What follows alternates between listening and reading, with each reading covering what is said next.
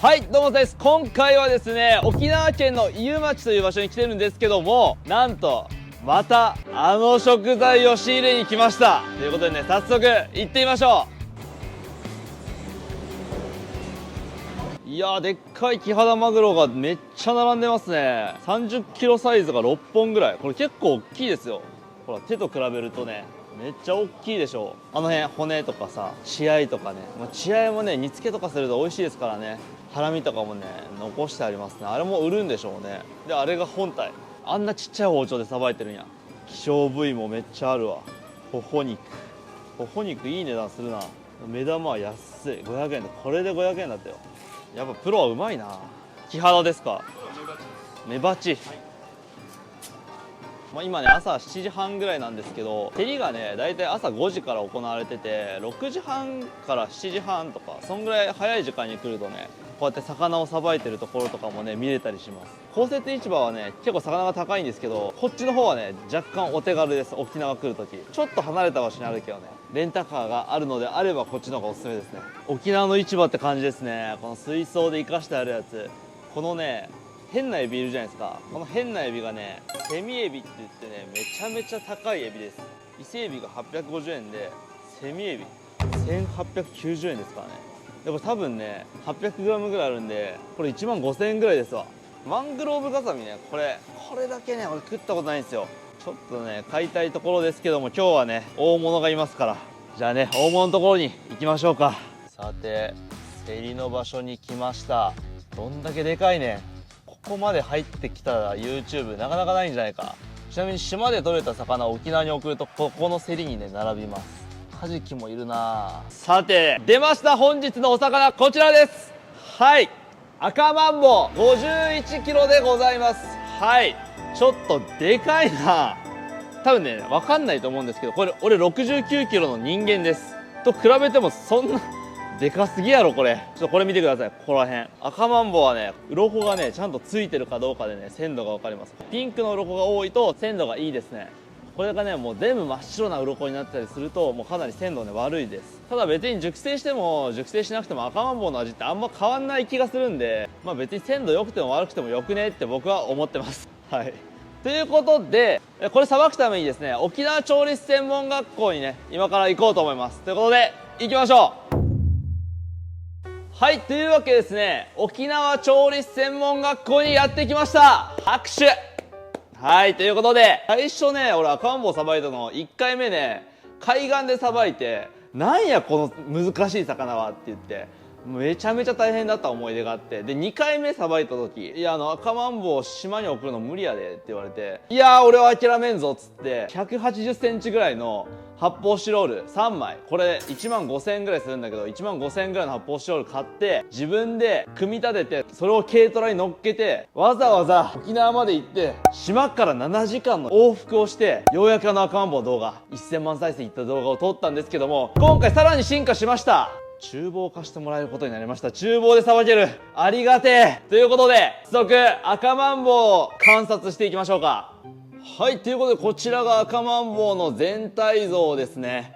今回51キロあります。過去最大級ですね。最大だと270キロぐらいまで行くらしいんで、5倍まで行くらしいぞこれ。今日270キロじゃなくてよかった。赤マンボウってこんな見た目してるからなんかマンボウの仲間だと思われがちなんですけども、こちらねリュウグウノツカイの仲間です。ちなみにですね、赤マンボウは魚類で唯一シート機能があります。というのも赤マンボウって温血魚って言われるんですけど、普通の魚は変温動物って言って海水温が低かったら体温も低くなるし、海水温が高かったら体温も高くなるし、自分の体温を調節できない生物なんですね。ただ赤マンボウは違います。赤マンボウはですね、周りの海水温よりもだいたい5度ほどね体温を上げる機能を備えてます。つまりこいつマンボウのなりしてチート級に動きが速いはずです。はい、赤マンボウをね深海で捉えてる映像がねないんでね、こいつがどんな動きをしてるのかっていうのは想像するしかできないんですけど、マグロに代用されるぐらいの筋肉を持ってるっていうことと相当なスピードで泳いでるはず。はい、しかも肉食魚ですからね、イカとか魚とかこいつより全然速そうやん。こいつにバンバン食われてますからね。はい、ということで動けるマンボウだと思ってください。そして赤マンボウはですね、皆さんね多分知ってる方も多いと思うんですけども、100円寿司のマグロの代用魚として使われてたとして有名なんですけども、全然マグロと味違います。はい。ただ赤マンボウは普通のマグロと比べて、大体5分の1ぐらいの価格。これ今回ね51キロありますけども2万5000円でした。で今回のね赤マンボウはねちょっと一味違うんですよ。ここがねめちゃくちゃ分厚い。ほらむっちゃ分厚いんですよ。今まではですね5月にね赤マンボウを食べてたんですけど、5月はね痩せ細ってる時期らしくて、今日がね10月21なんですけども、この時期の赤マンボウはねもう身の締まり具合が全然違う。結構ね脂もね乗ってることが期待できそうですね。はい、ということでですね、もう赤マンボウの知識お腹いっぱいってみんながなったところで、早速さばいていきましょうか。はい、それでは鱗を落としていきましょう。鱗はね結構ね取りやすいんですよね、赤マンボウ。鱗取りの音聞きたいでしょ。ほらこれが赤マンボウの鱗取りの音や。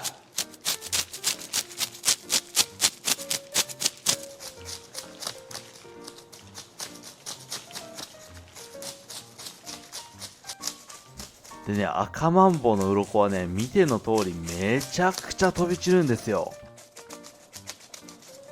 疲れた。にしても病み上がりでさばく魚ではないですよね。ただマサルはね魚さばくの大好きですからね、心配はご無用ですよ。疲れた。よし流そう。いきまーす。よいしょ。ちょっと残ってんな。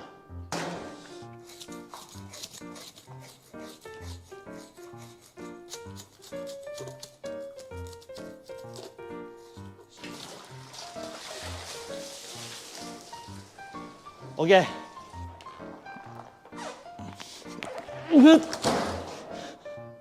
俺の勝利や。やばい疲れた。行きましょう。モンスターをぶち込んで気合で鱗を剥がしていきます。意外とねこいつ鱗がある部位が多いんですよ。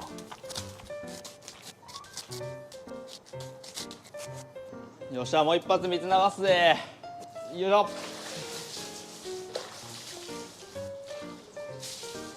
はい、ということで鱗を落とし終わりました。ここから5枚おろしにしていきましょう。はい、ということでここからさばいていくんですけども、まずはですねこの一番邪魔な胸びれから取っていきます。可動域狭。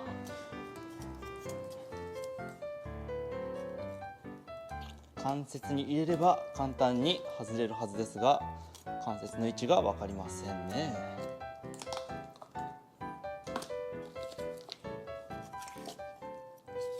見てこの硬い骨。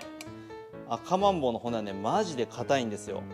今ここに胸びれがついてたじゃないですか。この胸びれを動かす筋肉ここにあります。ちょっと胸びれを動かす筋肉から取っていきましょうか。だいたいねこの辺にね入ってるんですよ。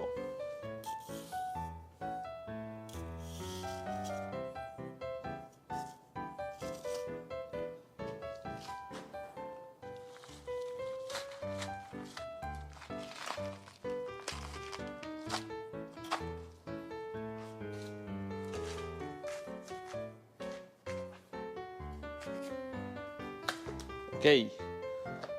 ほらこれが胸びれを動かす筋肉です。僕は魚の筋肉を見てね海底でどうやって動いてるんやろうっていうのをね妄想するのが好きなんですけど、筋肉って大きく分けて2種類に分かれてて、筋筋と側筋に分かれてるんですね。赤い筋肉はずーっと動かし続けてる筋肉なんですよ。なんでおそらくこれ見て真っ赤じゃないですか。これ真っ赤なんで赤マンボウはおそらくもう海底でずっとパタパタしてるはず。いつか深海の赤マンボウが映像化された時絶対パタパタしてると思う。絶対に俺正しいと思う。結構筋肉もでかいんだよね。そんなパタパタする必要あるって思うぐらい。あいって、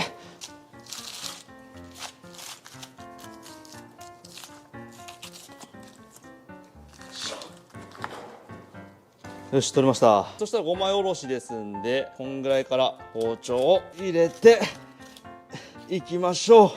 硬いよ。入れる場所見せたかも。まあいいや。こんんぐらいなんだよな。こっからは普通の魚と一緒です。腹筋2発目が赤マンボウってさ、ハードすぎない？あ、でも普通に脂乗ってますね。今までの赤マンボウとはクオリティが違う。でけえな。よ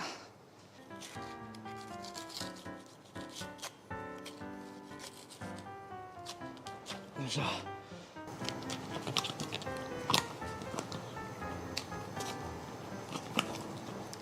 うわー、腹骨があるな。よいしょ。こ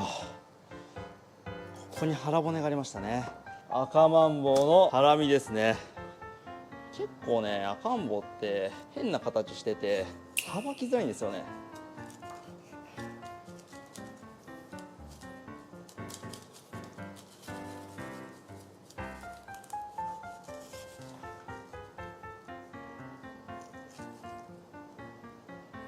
いろんなさばき方する人がいるんですけど、ここから下とここから上で全く違う構造してるんで、ここにね包丁を入れてさばくのがね結構セオリーなのかな。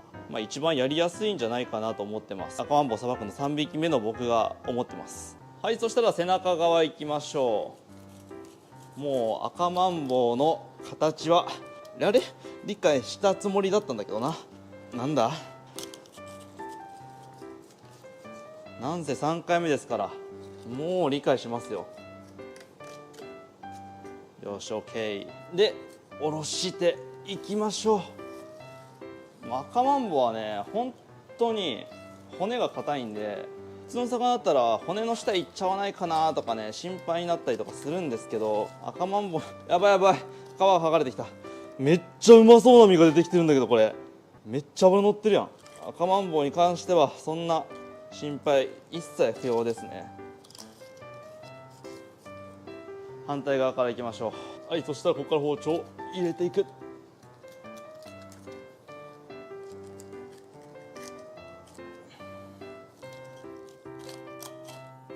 よしよし、取れた。さてどんな身をしているのか。よいしょ。マジでマグロみたいだね。よし。であとね、赤マンボウはここおでこの肉があるんですよ。おでこの肉もしっかり取ってあげましょうね。もったいないですから。これがおでこの肉ですね。そしてね、もう一部位ね、赤マンボウ美味しい部位があるんですよ。ここ赤マンボウは目玉がうまいんです。激うまです。マグロのね目玉とかはねすっごい脂があって僕はくどくてあんまり好きじゃないんですけど、赤マンボウの目玉はねあんまりくどくなくてうまみの爆弾って感じ。めっちゃ美味しいよ。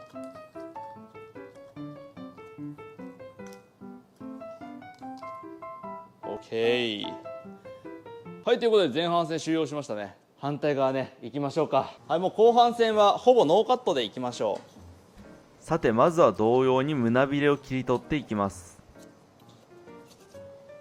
で胸びれを動かす筋肉を取りに行きます。なんかね1センチぐらいの脂肪の層があるんですよ。でこれねどう料理しても美味しくないんですね。皆さん美味しい食べ方あったら教えてください。この肉も結構頑丈にくっついてるんでね、包丁を入れるのが難しいんですよね。そしたらここからは三枚おろしですね。基本的に魚って表側より裏側の方がさばくの大変なんですよ。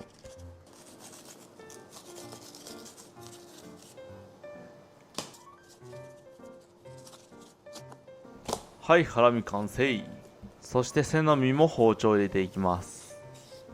ちなみに赤マンボウがマグロの代用品として使われてたっていう噂があるんですけども、あれ絶対嘘ですね。マグロのたたきとかには使えるかもしれないんですけど、味は全然マグロと違います。あれ多分デマです。美味しい部位もあるんですけど、なんかね風味がイカなんですよ。絶対気づくと思う普通に。はい、背の身が完成。ここが一番うまかったです。はい、喋らんかったら5分で終わるなはい、ということでね三枚おろしが終わりました。でもみんなあれでしょ、お腹開封見たいんでしょ。やるよもう。よっしゃ。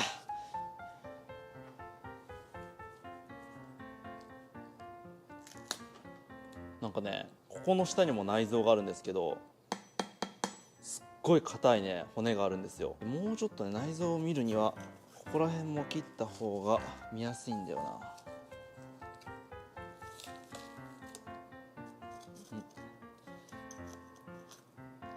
こまでか。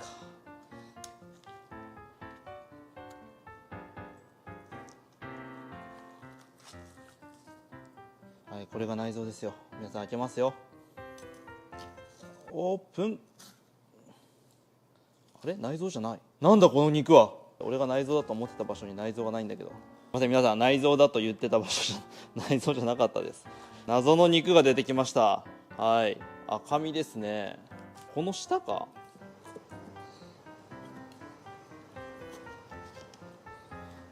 また身が出てきました。そしてなんと皆さん大変です。貫通してしまいました。内臓がほんまにない。あれ、ここにあった気がするんだけど。でもね、ここに内臓が見えてるんですよ。そしてここがね、あばら骨なんですね。あばら骨を切ってみましょうか。あばら骨を切る必要ないか。ここに内臓がありそうですね。あ、わかった。ここに内臓があります。おお、出てきましたね、内臓。はい、すごいですよ。はい、魚を食べております。こんな感じでね、小魚食べてますね。前回さばいた時はね、ペットボトルのキャップが出てきてびっくりしましたけど、こんな感じでね、肉食魚なんですよ。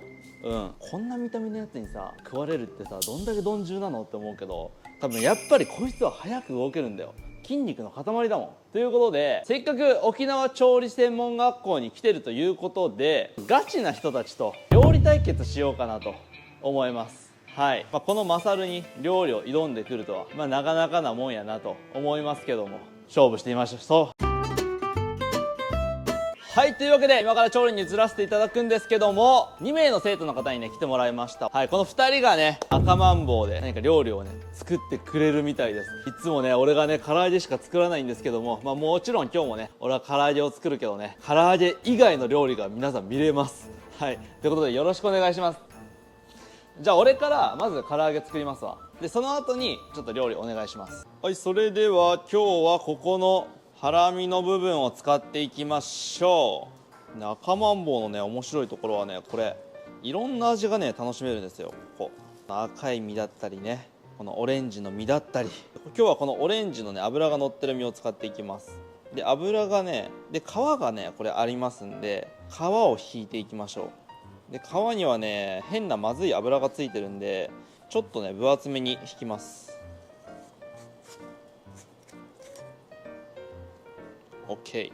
ほらちょうどここ分かるかな、すっごいね筋があるんですよ。筋の上をこうやってスーッと引けるとねいい感じ。これ筋をねちぎってこれビビってね切りすぎてます。ここ逆に筋がね残っちゃってますね。で唐揚げですからね、これ唐揚げにしなくても相当油あるぞ。かなり油乗ってんな。ちょっと食ってみようかな。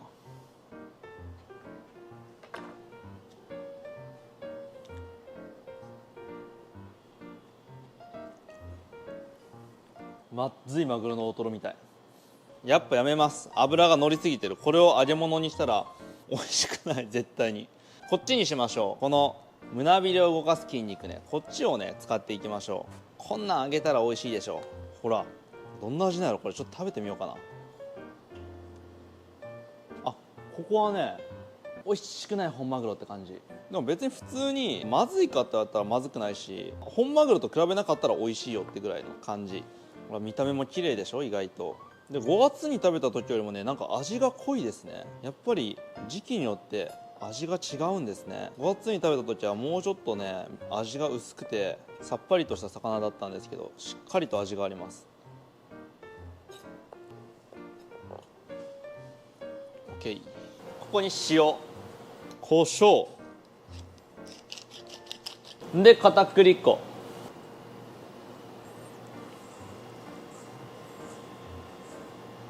で、あと揚げるだけですね。では揚げていきましょう。はい、早かったですね。美味しそうやなやっぱり。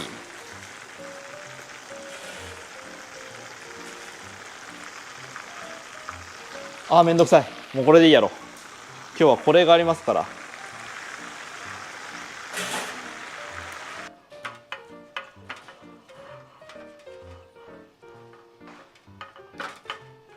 この皿高そう。はい、完成。部位どこ使うんですか？ちなみに僕使ったのここですね。胸びれ動かす筋肉ですね。僕らはここでいきます。一番淡白そうな。何作るんですか？香草パン粉焼きです。香草パン粉焼き、はい、俺食ったことないわ。ちょっと楽しみだわ。これで香草パン粉焼きができるんや。はい、めちゃめちゃ具材使うんすね。何種類ですかこれ？10種類ぐらい、はい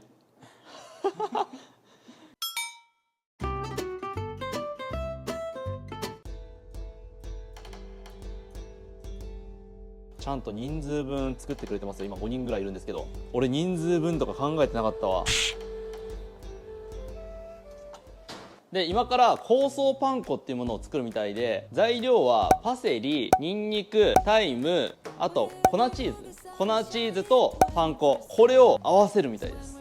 香草パン粉なるものができるらしいです。俺もこんなおしゃれ料理できたらな。スイッチオン。これが、緑になるまで混ぜます。それ味見していいですか？結構ニンニクの匂いすごいんですね。イタリアっすねマジイタリア。というわけで次はソースを作っていきます。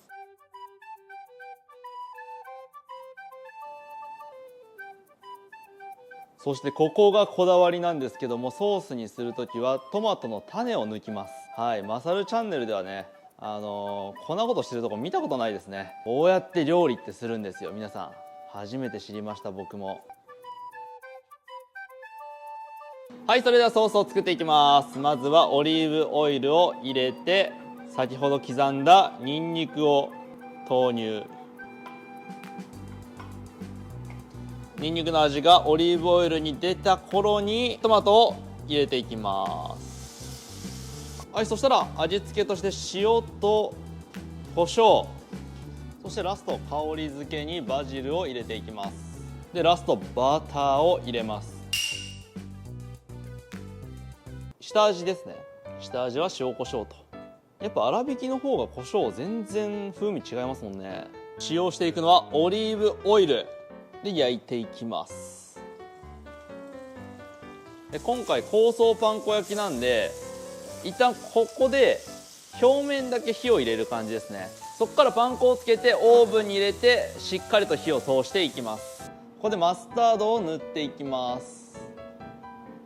ようやく登場しました香草パン粉にぶち込んでいきます。それではオープン。そしてオーブンに入れていきます。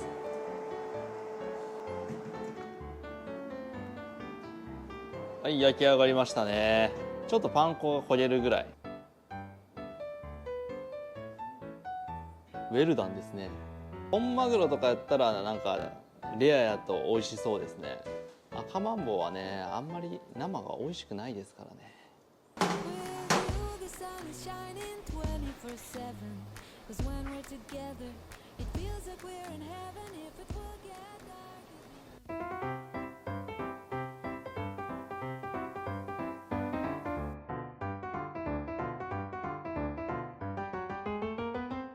はい、それでは完成しました。いただきます。生徒の2人にね作っていただいたんですけども、ちょっと見てこれ。なんやこれ。赤マンボウこうなるんや。これなんて名前ですか？赤マンボウの香草パン粉焼きソースプロバンスを添えて。うわすごいなこれ。ちょっと食べてみましょう。ちょっとね食べ方がねあんまり、あ、柔らかい。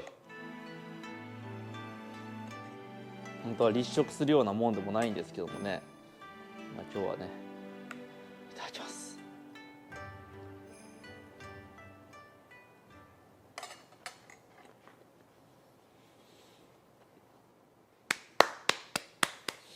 うまいですね。はい、なんかね俺ね調理過程見てて、まあもう赤マンボウの全てを殺しに来てるやんと。もうマスタードかけてパン粉で揚げてもう全部殺しに来てるやんと。素材の味ないんやろうなと思ったらしっかり素材の味があって、ちゃんと赤マンボウの味が生きてるのに赤マンボウ臭さをちゃんと消してくれてて、ソースの相性がいいですね。このパン粉の、ね、香ばしさとかもねめちゃめちゃいいですね。はい、じゃあちょっと普通の唐揚げもいってみましょうか。俺作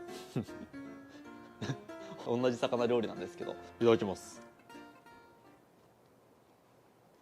ちょっと待って、なるほどね。今まで自分の料理しか食べたことなかったから自分の魚料理臭いなって思わんかったけど、臭いわこれ玉ねぎと合わせて食うものなんですか？これイタリアやな。なんかイタリア料理なんですか？これはすごくイタリアを感じる。むずい、食べるのが。玉ねぎがあった方がなんか味がまとまって美味しいですね。そしてですね、料理パート長いなと思ったんでカットしたんですけど、刺身食べたいわってね生徒の方に言ったらとんでもないこんな盛り付けのが出てきました。このぐらいはもう卒業生だったら当たり前にできるらしいです。はい、やばいな。調理師専門学校レベル高いな。じゃあまずねこの胸びれの筋肉からいただきましょう。でもここに関してはねやっぱ生臭いと思う。やっぱ赤マンボウやなめっちゃ盛り付けが綺麗なんやけど、なんでしょうね、食感がスイカの種の周りってなんかドロッとしてるじゃないですか。あんな感じの食感してるんですよ、胸びれの筋肉のところ。なんでね刺身としてはねちょっとね変な味、すごいね血の味がします。酸味がすごいですね。そしたらねこれ背の身ですよ。背の身はね普通に美味しいはず。ちょっと期待してます。うわめっちゃ美味しいわ。俺赤マンボウの背の身今まで一回も美味しいと思ったことなかったけど、あれ痩せた赤マンボウは美味しくないけど超えてる赤マンボウの背の身めちゃめちゃうまいぞこれ。なんか魚自体の味も濃いし油もめっちゃ美味しい。これまさこ食ってみ。美味しい。めっちゃうまくない？でもこれだったらマグロの代用品としてもいけそうなぐらい美味しいです。ネギトロの代用品としては本当に普通に使えると思う。いやパン粉焼き食べきっちゃいましたよ。このレベルは普通に作れるんですか？もう卒業生はこれレベル何本ぐらいですか？卒業生からして10マックスで10マックスで 5?5 やって。これで10ってどんな料理なんやろうな。まあでもフカヒレ作ったことあるしちょっとマウントしときました。はい、ごちそうさまでした。いや赤マンボウね5月より11月の方が全然美味しいっていうことが分かりました。そしてちょっとねお知らせがあります。はい、ということでエンディングなんですけども、今日はですね実は沖縄調理師専門学校50周年ということでですね記念で呼んでいただいたんですけども、校長のともりさんです。